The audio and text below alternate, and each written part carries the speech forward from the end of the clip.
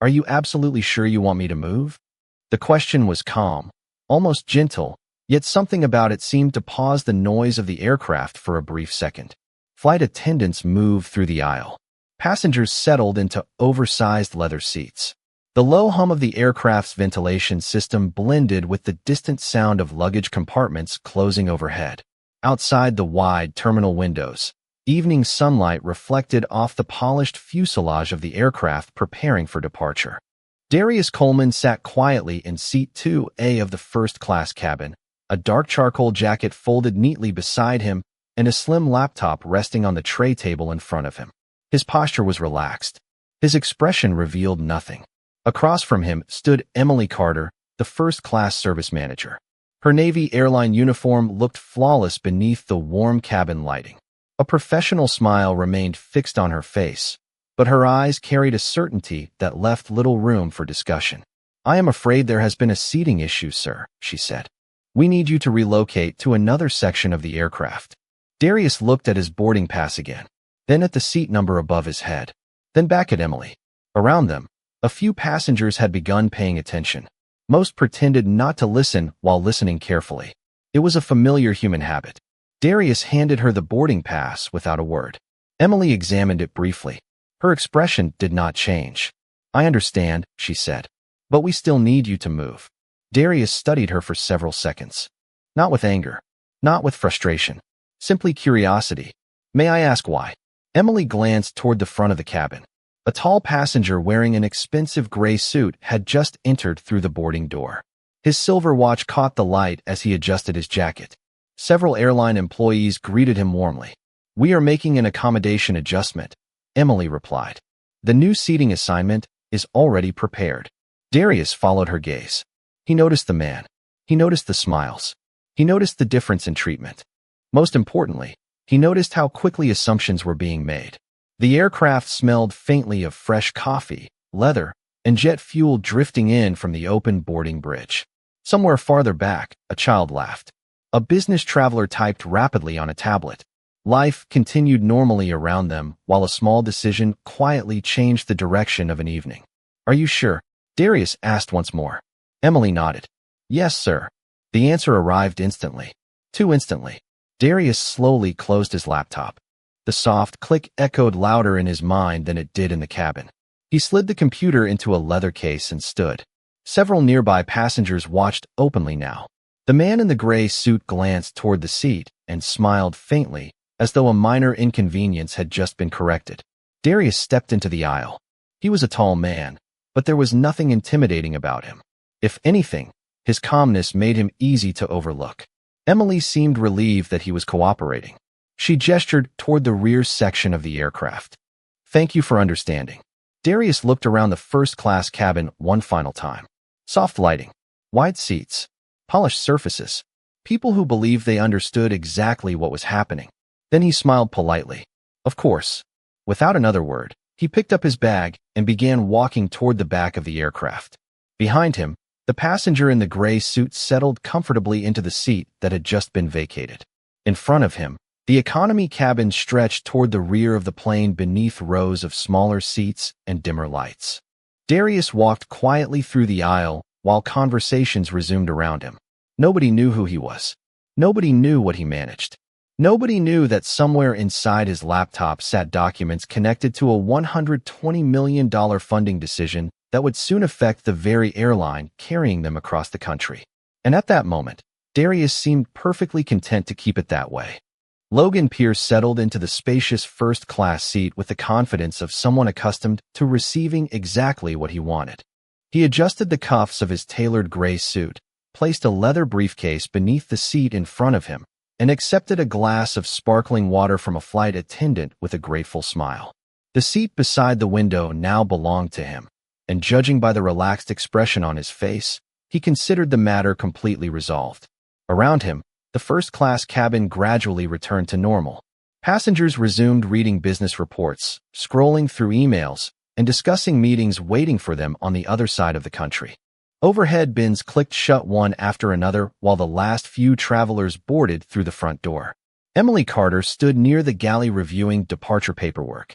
She felt satisfied. From her perspective, She had handled a potentially awkward situation efficiently. No confrontation, no raised voices, no complaints. The cabin remained calm, and the flight was preparing to leave on schedule. That was what mattered. Several rows behind the curtain separating first class from the main cabin, Darius Coleman placed his bag beneath a standard economy seat and sat down quietly. The space was considerably smaller. The seat cushions were thinner. The aisle felt narrower. None of it appeared to bother him. He removed his laptop from its case, balanced it carefully on the tray table, and resumed reading the documents he had been reviewing before the interruption. The glow from the screen reflected softly across his face as passengers continued boarding around him. A flight attendant passed by and apologized for the crowded conditions. Darius smiled politely. "It is fine." The response was sincere. His attention never left the screen. Columns of financial projections stretched across multiple pages. Investment schedules, infrastructure forecasts, funding milestones, numbers most passengers would never recognize. Somewhere near the front of the aircraft, Logan laughed loudly at a joke from another traveler. Darius barely noticed. His focus remained on the work in front of him. A few rows away, an older woman struggled to lift a carry-on bag into the overhead compartment. Before anyone could ask, Darius stood and helped her place it securely above her seat. "Thank you," she said warmly. "Of course," he replied. Then he returned to his work. The aircraft doors finally closed. The cabin lights dimmed slightly as the captain welcomed everyone aboard. Outside, the terminal slowly drifted backward as the aircraft pushed away from the gate. Engines hummed to life beneath the floor. Through the small economy window beside him, Darius watched the evening sky fade from gold to deep blue. His phone vibrated. A message appeared from Maya Coleman. "Did you make your flight?" A faint smile crossed his face. "Barely." Her response arrived almost immediately. "That sounds like a story." Darius looked down the cabin toward the front of the aircraft where the curtain concealed first class from view. Then he typed a simple answer. "Maybe later." He slipped the phone back into his pocket and returned to his laptop. Several rows ahead, a man wearing an airline finance department badge happened to glance backward while organizing documents. His eyes paused on Darius, then narrowed slightly. The face seemed familiar. Very familiar. The employee looked again. A few seconds later, he quietly opened his tablet and searched a company report he had reviewed earlier that week. When a photograph appeared on the screen, the color slowly drained from his face. Because for the first time on that flight, someone had begun to realize exactly who had just been moved out of first class. The aircraft climbed steadily through the evening clouds while cabin lights softened into a warm amber glow. Most passengers had settled into the familiar rhythm of a long flight. Some slept. Some watched movies. Others worked quietly beneath reading lights that cast small circles of illumination across tray tables and folded newspapers. Darius Coleman remained focused on the documents displayed on his laptop. The screen reflected columns of numbers across his glasses as the aircraft leveled off at cruising altitude. Around him, conversations faded into a low murmur beneath the steady hum of the engines. Several rows ahead, the airline finance employee continued glancing backward. His name was Aaron Mitchell. He worked in corporate budgeting and happened to be traveling home after a financial planning conference. At first, he convinced himself he was mistaken. The man sitting in economy could not possibly be the same person whose name appeared throughout multiple funding reports at corporate headquarters. Yet the more he compared the face in front of him to the photograph on his tablet, the less doubt remained. Aaron opened another document, then another. His heartbeat began to accelerate. Across the cabin, Darius remained completely unaware. Or perhaps he was aware and simply unconcerned. He reviewed a presentation titled Regional Infrastructure Expansion and made several notes in the margin. A flight attendant stopped beside him. "Would you like something to drink, sir?" Darius smiled.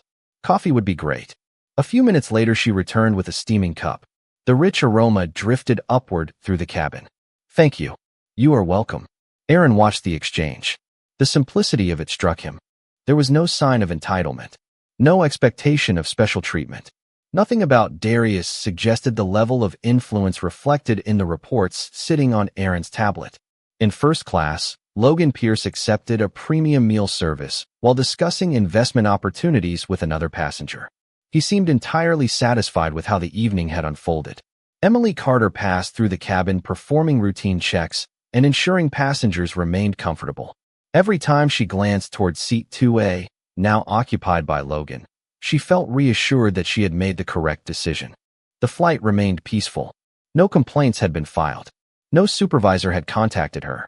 Everything appeared normal. Yet several thousand feet below the aircraft, normal was already beginning to disappear. Aaron finally opened a confidential financial summary stored in his work portal. The title alone made him sit upright. Strategic Funding Partnership Renewal. Beneath it appeared the name Coleman Capital Infrastructure. Aaron slowly scrolled through the report. Projected value, $120 million. Approval authority, Darius Coleman. Aaron stared at the words for several seconds. Then he looked toward the rear cabin once more. Darius was helping another passenger locate a dropped pin beneath a seat. The contrast felt unreal. Aaron quickly opened his company messaging system. His fingers hovered above the keyboard. He knew he probably should not send anything. He also knew he would regret staying silent if the information mattered. After several moments of hesitation, he typed a short message to a senior colleague in airline finance. I think the primary approval contact for the Coleman funding project is sitting in economy on flight 728. Less than 30 seconds later, a reply arrived. Is this a joke? Aaron looked toward Darius again, then back at the screen. No. Several rows away, Darius finally closed his laptop and looked out the small window beside him. Far below, scattered city lights shimmered through gaps in the clouds like distant constellations. He took a sip of coffee and relaxed into his seat. For the first time since boarding, a faint smile appeared on his face.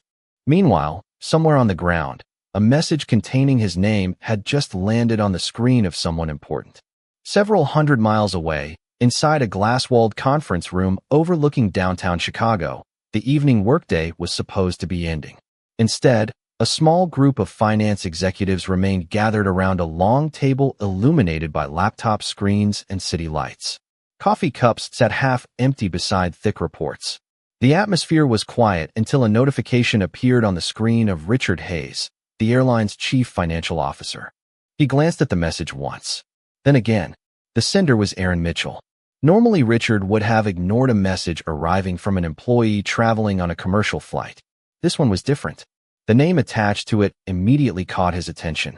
Darius Coleman. Richard leaned back slowly and opened the attached notes. Within seconds, his expression changed. Around the table, several executives noticed. Something wrong, one of them asked. Richard did not answer immediately. Instead, he opened another file. Then another. Strategic funding schedules. Infrastructure expansion timelines. Capital allocation reviews. Every road seemed to lead back to the same name. Darius Coleman. Outside the conference room windows, traffic moved through the city below in streams of white and red light. Inside, Richard felt an uncomfortable realization forming. Earlier that morning, he had reviewed a proposal involving $120 million in infrastructure funding connected to a major partnership. The final approval authority had been clearly listed. Darius Coleman. Richard checked the message again. Sitting in economy. Moved from first class. Flight 728. He frowned. Something about the sequence made no sense. Meanwhile, 35,000 feet above the country, Darius remained completely unaware of the conversation unfolding on the ground. The cabin lights had dimmed further now. Most passengers had settled into the quiet stillness of nighttime travel. Soft reading lamps glowed like scattered stars above sleeping travelers. Darius reviewed a final report before closing his laptop. The document contained recommendations for transportation investments scheduled for discussion later that week. Important work. Yet for the moment, he seemed more interested in the darkness outside his window. Far below, distant towns appeared as clusters of light separated by miles of black countryside. There was something peaceful about watching the world from above. Near the front of the aircraft, Emily Carter sat briefly in a jump seat while completing service notes. She felt satisfied with how the flight had progressed. Passenger feedback appeared positive. Operations remained smooth. Logan Pierce continued enjoying the privileges of first class without a second thought. Everything seemed normal. On the ground, however, normal was rapidly disappearing. Richard finally picked up his phone and called a senior member of the airline's executive planning team. The call was answered almost immediately. Sorry to bother you this late. Richard said. I need a quick confirmation. Papers shuffled on the other end. About what? Richard stared at the name on the screen. Who currently controls approval authority for the Coleman infrastructure funding package? A brief pause followed. Darius Coleman.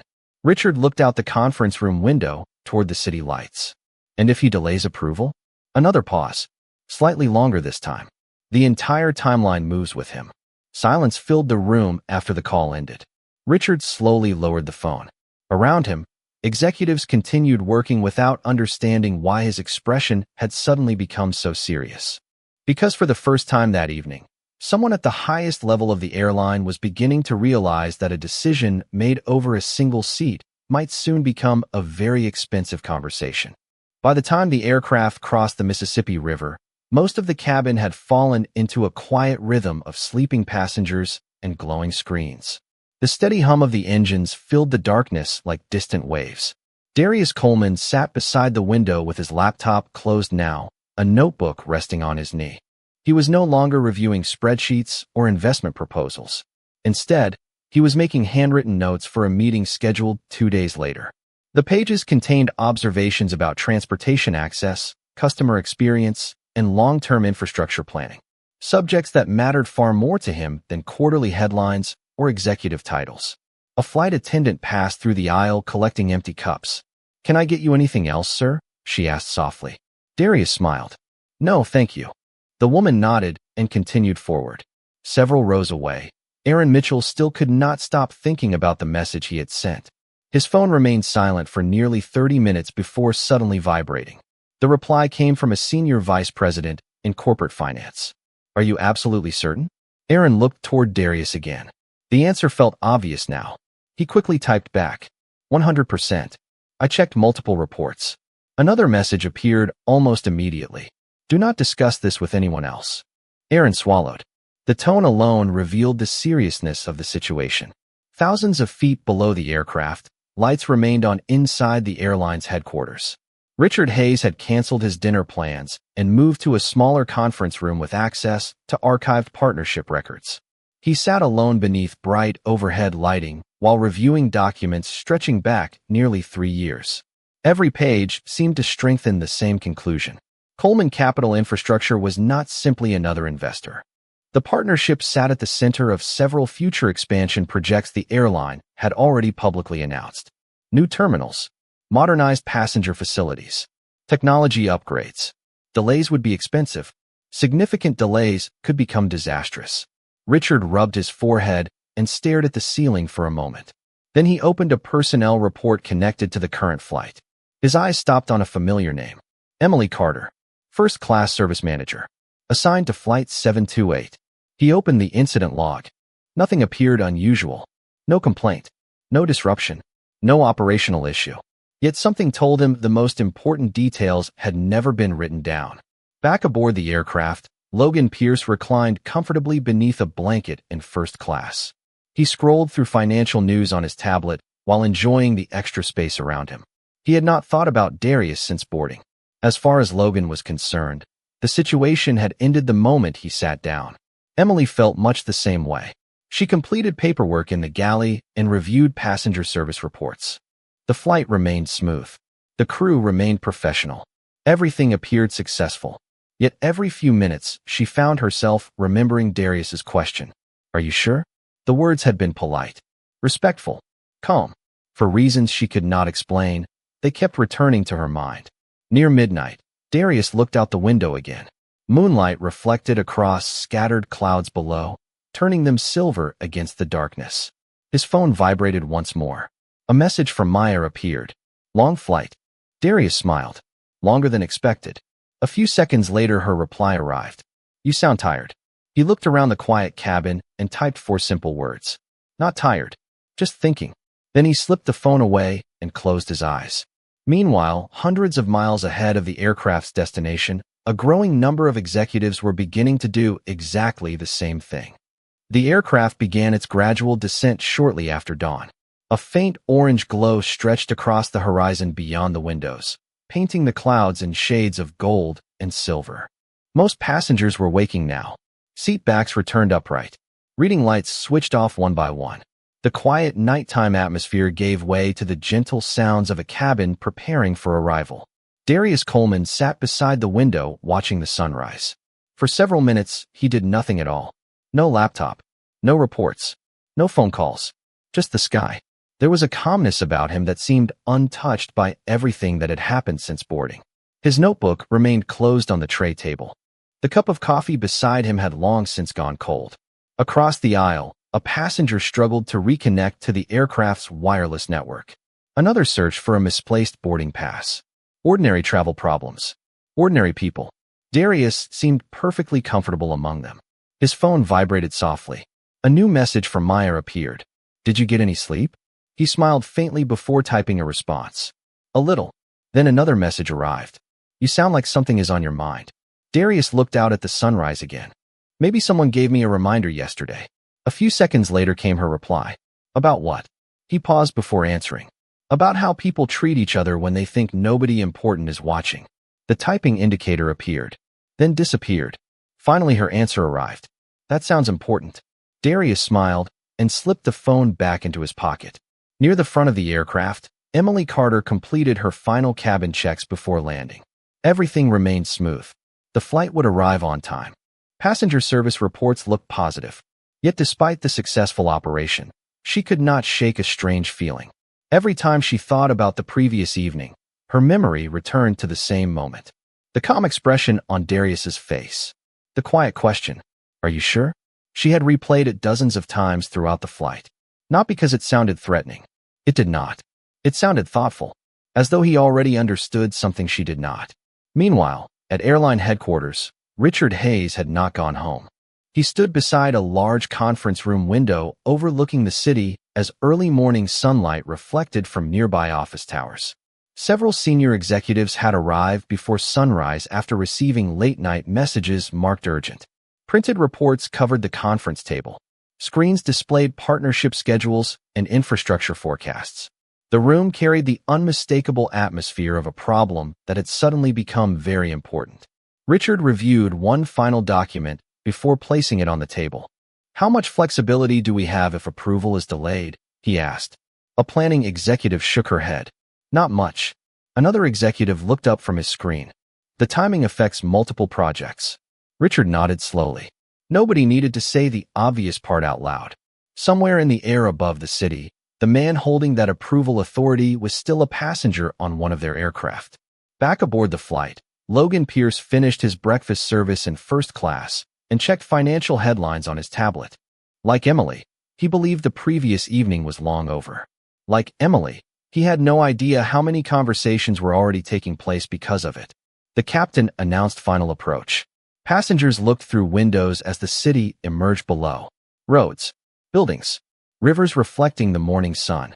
Darius gathered his belongings and placed his notebook into his leather bag. Around him, travelers prepared for another ordinary arrival. Yet as the aircraft descended through the brightening sky, events set in motion by a single-seat assignment were quietly approaching a destination of their own. The aircraft touched down smoothly just after sunrise. Tires met the runway with a soft jolt, followed by the steady roar of reverse thrust as the city rushed past outside the windows. Passengers immediately reached for phones, briefcases, and overhead bags. The familiar ritual of arrival began. Yet for Darius Coleman, the moment felt unusually quiet. He remained seated while others hurried to reconnect with the world waiting beyond the aircraft doors. Golden morning light streamed through the cabin windows, illuminating faces still waking from sleep. A flight attendant welcomed everyone to the city. Seatbelt signs remained illuminated, but many travelers were already standing. Darius simply watched the sunlight move across the aisle. In first class, Logan Pierce was among the first passengers preparing to leave. He checked messages, adjusted his jacket, and gathered his belongings with the confidence of someone expecting another successful business day. Nearby, Emily Carter completed her final duties before passenger deplaning. Everything appeared routine. Yet before she could relax, her company phone vibrated. The notification carried a priority marker she rarely saw. Emily frowned and opened the message. "Please contact corporate operations immediately upon arrival." No explanation. No details. Just the instruction. She read it twice, then a third time. Across the cabin, passengers began moving toward the exit. Darius remained seated until the aisle cleared. He preferred avoiding crowds whenever possible. As he waited, Aaron Mitchell approached from several rows ahead. His expression revealed a mixture of nervousness and respect. "Mr. Coleman?" Darius looked up. "Yes." Aaron hesitated briefly. "I just wanted to introduce myself. Aaron Mitchell, Airline Finance Department." Darius smiled and shook his hand. "Nice to meet you, Aaron." The simplicity of the interaction caught Aaron off guard. "I hope you had a comfortable flight." For the first time, a faint trace of amusement appeared in Darius's eyes. It was certainly memorable. Aaron laughed awkwardly. He was not entirely sure whether that counted as a joke. Before leaving, he lowered his voice. "There are probably some people at headquarters who would like to speak with you." Darius nodded as though the information was neither surprising nor particularly important. "I imagine there are." Aaron walked away feeling even more unsettled than before. Once the aisle cleared, Darius picked up his leather bag and stepped into the terminal. Sunlight poured through enormous glass walls overlooking the gates. Travelers rushed in every direction. Announcements echoed overhead. Coffee shops opened for the morning crowd. Life moved quickly.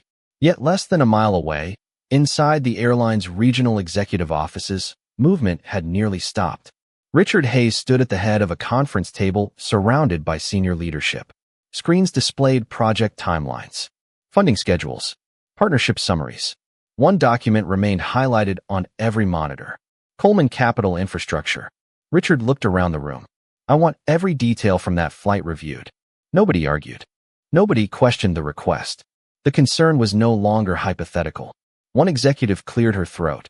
"Do we know whether he filed a complaint?" Richard looked down at the reports. "No," another executive frowned. "Then why are we treating this like a crisis?" Richard slowly closed the folder in front of him. "Because people who complain tell you they are unhappy." He paused. "People who say nothing are much harder to read." At that exact moment, Darius stepped into a waiting car outside the terminal and glanced at his phone. 3 missed calls. 7 messages. 1 meeting request marked urgent. He looked out the window as the city passed by and quietly smiled. The real story, he suspected, had not even started yet. The car carrying Darius Coleman moved smoothly through the morning traffic while sunlight reflected from glass towers and office buildings across the city. Inside the back seat, his phone continued vibrating every few minutes. New messages arrived from executives, assistants, project managers, and financial advisors. Most carried the same tone: urgent, important, time-sensitive. Darius read only a few before placing the phone face down beside him. The driver glanced at him through the mirror. "Busy morning?" Darius smiled. "More than usual." Outside, commuters hurried along sidewalks carrying coffee cups and briefcases. The city was beginning another ordinary workday. Yet inside the airline's headquarters, nothing felt ordinary anymore. Richard Hayes stood before a large display screen reviewing newly collected information from Flight 728. Around him sat department leaders from customer experience, operations, finance, and corporate partnerships. Several cups of untouched coffee sat cooling on the conference table.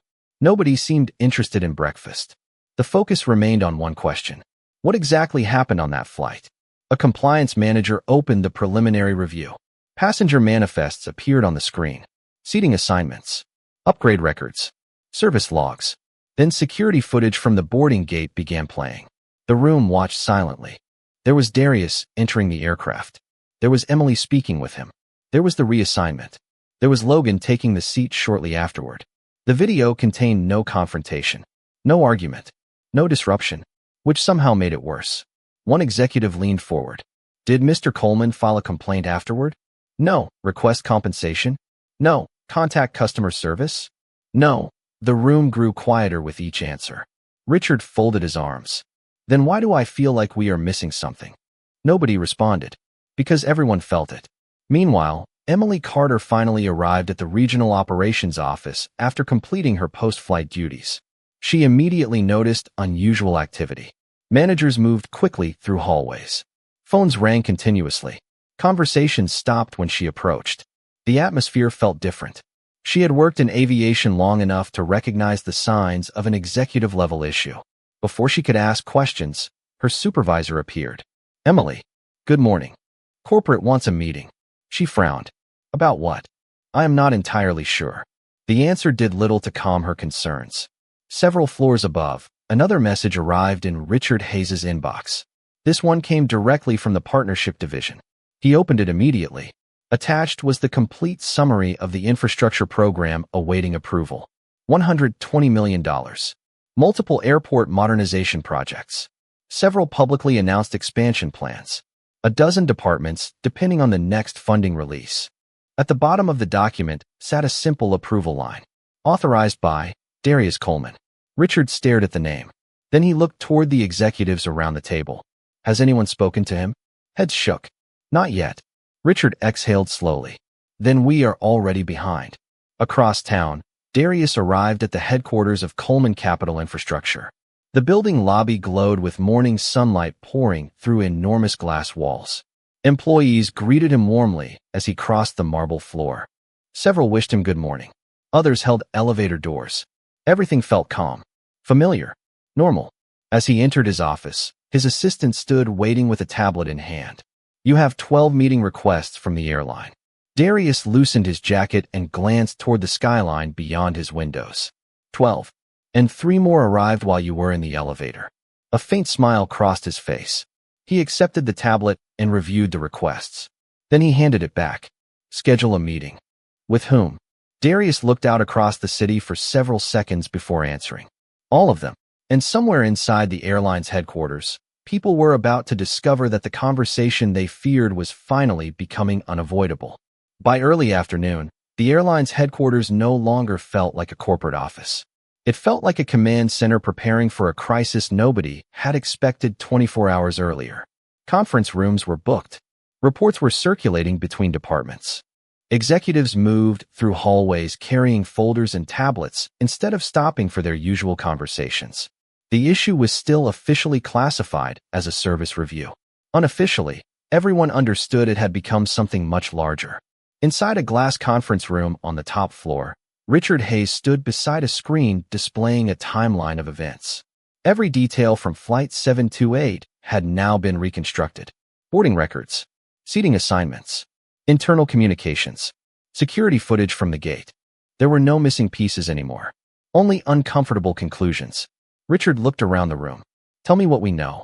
A compliance officer spoke first. Mr. Coleman purchased the first-class seat legitimately. Another executive continued. No operational necessity required reassignment. A third added. There was no upgrade request from another passenger approved through standard procedures. The room grew quiet.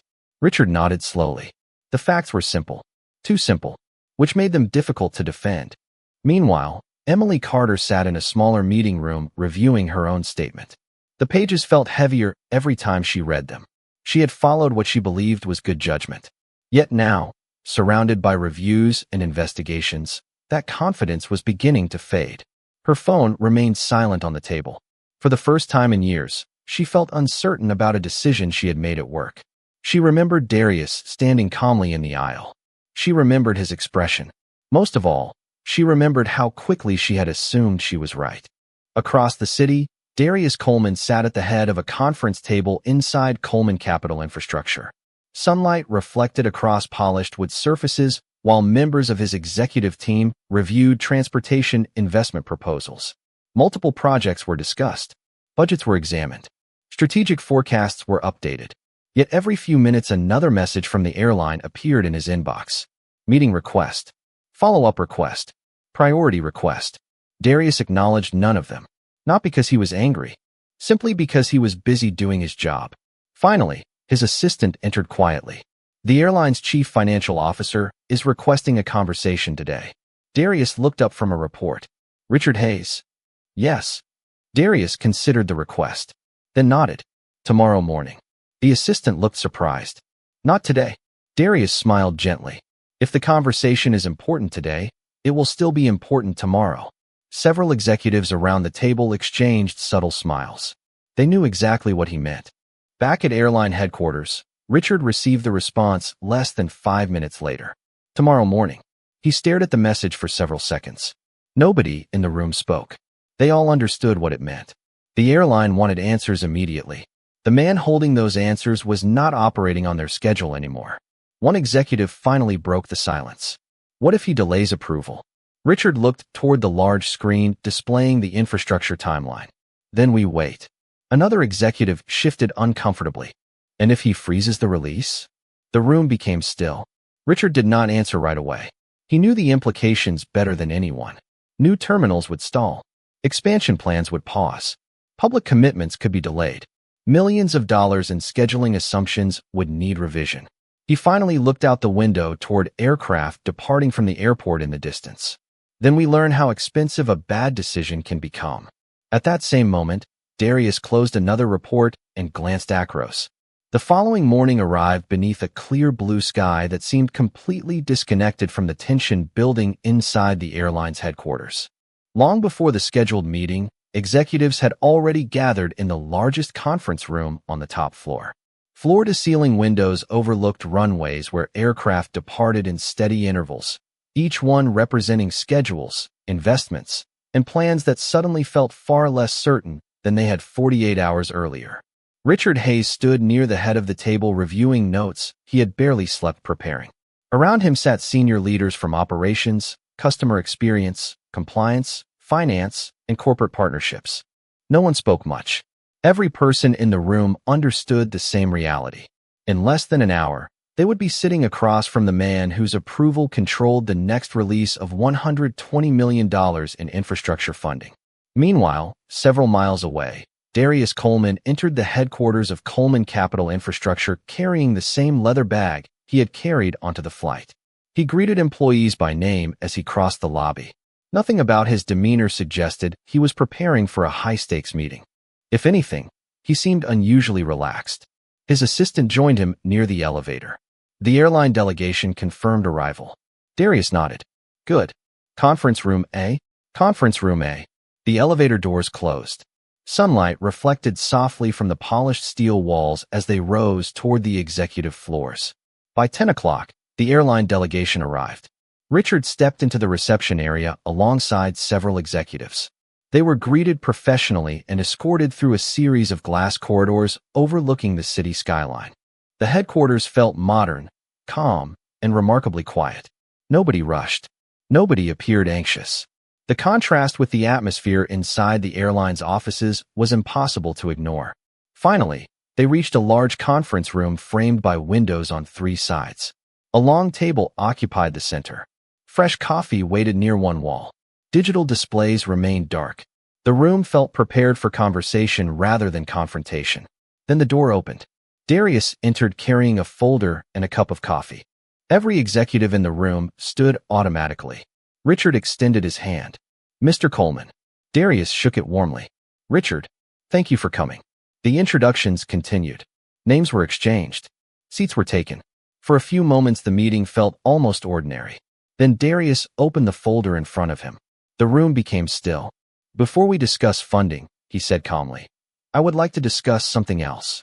Nobody interrupted. Darius placed a single sheet of paper on the table. It contained a timeline of Flight 728. Boarding, seating assignment, reassignment, passenger movement. Silence settled across the room. Richard glanced at the document and immediately understood. Darius looked around the table. When I boarded that aircraft, nobody knew who I was. Several executives lowered their eyes. And that should not matter. His voice remained measured. Because policies are tested when they are applied to ordinary people, not important ones. Nobody disagreed. There was nothing to argue with. Darius folded his hands. Yesterday, I reviewed the next funding authorization. Every executive became noticeably more attentive. Darius continued. And after careful consideration, I have decided to place the release under temporary review. The words landed with quiet force. Nobody gasped. Nobody panicked.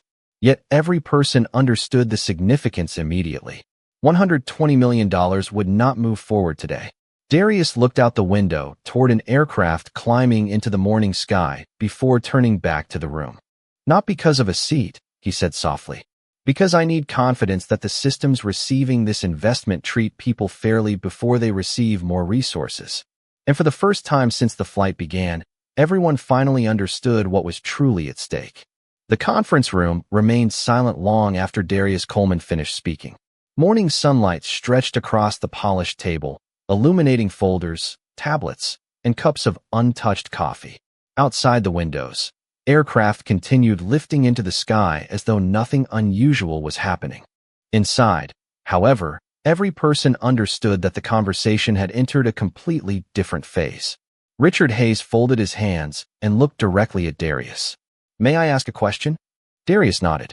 "Of course." Richard chose his words carefully. If the reassignment had never happened, would the funding have moved forward today? Darius did not answer immediately. Instead, he looked toward the runway in the distance where another aircraft accelerated before rising into the bright morning air. Probably. The honesty of the response seemed to affect the room more than anyone expected. Richard nodded slowly. "Then I understand why people will see this as a reaction." Darius turned back toward the table. "That depends on how they define reaction." Nobody spoke. "If someone discovers a structural weakness in a bridge," Darius continued, "do they ignore it because the bridge is still standing?" Several executives exchanged thoughtful glances. Or do they stop and investigate before allowing more traffic across it? The analogy settled over the room. Richard understood immediately. This was not about punishment. It was about confidence. Darius opened the folder in front of him and removed several pages. "Over the last 2 days, I reviewed customer service policies, employee training standards, and internal escalation procedures." He slid the documents across the table. "I found many things done exceptionally well." A few executives relaxed slightly. Then Darius continued. "I also found several areas where discretion appears to replace consistency." The tension returned. One compliance officer studied the documents. Another executive reviewed highlighted passages. None of them looked comfortable. Across town, Emily Carter sat in a smaller conference room awaiting instructions. She had already participated in 2 interviews and submitted a detailed statement. Yet no final conclusions had been communicated. Every few minutes, she found herself replaying the same memory.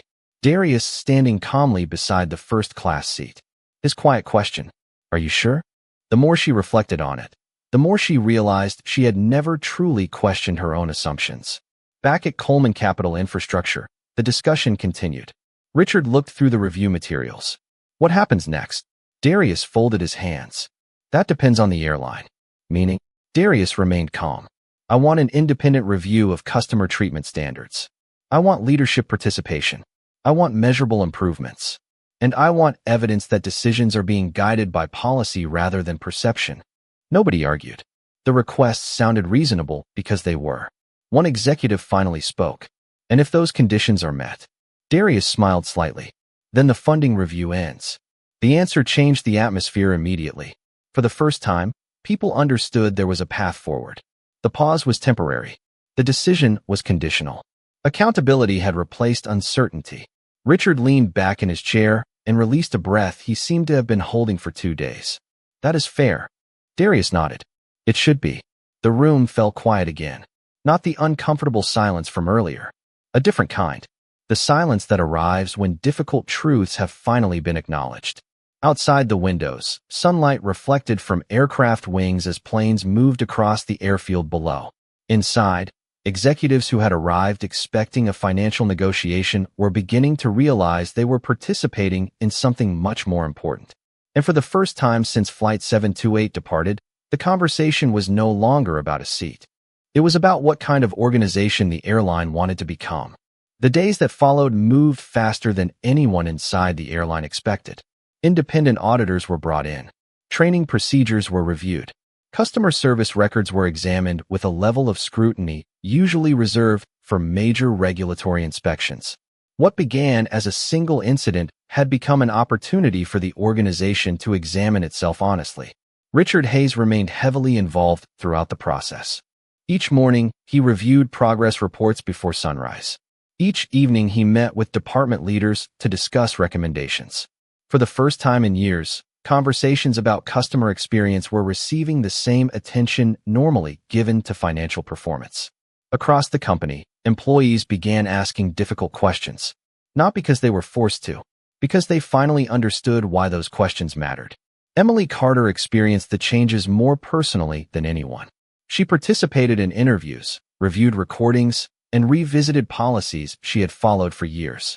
The process was uncomfortable.